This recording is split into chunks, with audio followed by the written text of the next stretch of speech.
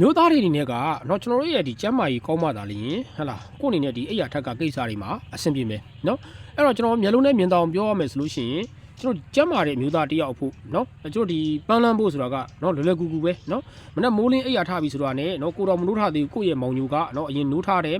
နောက်တစ်ချက်ကကျွန်တော်ဒီအိယာထက်ကเนาะညဘက်ဒီအိယာထက်ကကိစ္စတွေဆွမ်းဆောင်တဲ့အခါမျိုးတွေမှာဆိုလို့ရှိရင်လေဟလာကိုလိုရှိတဲ့အချိန်တိုင်းကိုယ့်ရဲ့မောင်ညိုကเนาะဒါထောင်မှတ်လန်းဆန်းနေစီမှာဖြစ်ပါတယ်နော်အကယ်၍ပေါ့နော်မိတ်ဆွေကနော်ခုလိုမျိုးကျွန်တော်ဒီပန်းမလန်းတဲ့ပြဿနာတွေကြုံတွေ့နေရပြီဆိုလို့ရှိရင်ကတော့သိကြတယ်ကျွန်တော်တို့ရဲ့ဒီခန္ဓာကိုယ်မှာ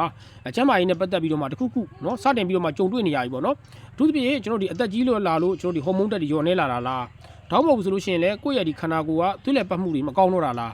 တောင်းမဟုတ်ဆိုလို့ရှိရင်လည်းကျွန်တော်ဒီအောင်ကျော်ပြဿနာလေးတွေကြုံတွေ့နေရတာလားပေါ့နော်စသဖြင့်တခုမဟုတ်တခုနဲ့နော်ဒါနှိမ့်နဲ့ဆက်ဆက်နေတယ်ပေါ့နော်အဲ့ဒါကြောင့်မလို့ကိုယ့်အနေနဲ့ဒီလိုပန်းမလန်းတဲ့ပြဿနာတွေကြုံတွေ့နေရပြီဆိုလို့ရှိရင်ကတော့သတိထားပါခုကျွန်တော်ပြောသွားတဲ့အချက်နော်တခုမဟုတ်တခုကြုံတွေ့ရနိုင်တယ်ပေါ့နော်အဲ့ဒါကြောင့်မလို့မိတ်ဆွေကနော်ပန်းမလန်းတဲ့ပြဿနာတွေကြုံတွေ့နေရတဲ့ကြောင့်မလို့ကိုယ့်အနေနဲ့နော်ဒါပန်းလန်းခြင်းနဲ့နော်ကိုယ့်အနေနဲ့ဒီအိယာထက်ကကိစ္စတွေဆွမ်းဆောင်တဲ့အခါမှာကိုလိုရှိတဲ့ချိန်တိုင်းကိုယ့်ရဲ့မုံညိုကထောင်မှတ်လန်းဆန်းခြင်းနဲ့ဆိုလို့ရှိရင်ကတော့ကိုယ့်အနေနဲ့ဒါလိုအပ်မဲ့ဖြည့်ဆက်စာလေးတွေမှီဝဲခြင်းနဲ့ပေါ့နော်အဲ့တော့ကျွန်တော်စီမှာဆိုလို့ရှိရင်เนาะကျွန်တော်ဒီကချင်ဒေသတွေမှာထွက်တဲ့ပင်လုံးမှာမှတ်တစိတ်ပေါ့နော်ဒါသဘာဝဖြစ်စစာလေးရှိတယ်เนาะအဲ့တော့ဒီဖြစ်စစာလေးတွေကပြောမယ်ဆိုရင်တော့တပွဲတော့မဟုတ်ဘူးဟလာနောက်ပြီးတော့ဗိရဆိုကြမရှိသလိုเนาะကျွန်တော်တို့ဒီခန္ဓာကိုယ်မှာရှိတဲ့ကျွန်တော်စောစောကပြောခဲ့တဲ့ဒီဟော်မုန်းဓာတ်တွေကိုပြန်လည်ပြီးတော့မှညီညွတ်မြတ်တာဖို့เนาะ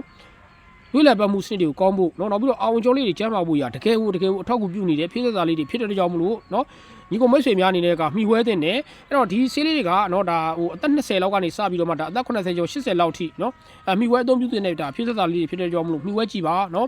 အဲ့တော့ဒီဖြစ်စစာလေးနဲ့ပတ်သက်လို့ကိုယ့်အနေနဲ့ဒါအသေးစိတ်သိချင်တယ်မှာယူသုံးပြုပေးချင်တယ်ဆိုလို့ရှိရင်ကတော့ကျွန်တော်ရဲ့ဒီ profile လေးမှာဖုန်းနံပါတ်လေးတွေချပေးထားတာရှိပါတယ်အဲ့ကနေတစ်ဆင့်ဒါအချိန်မျိုးဆက်သွယ်နိုင်ပါတယ်ခင်ဗျာ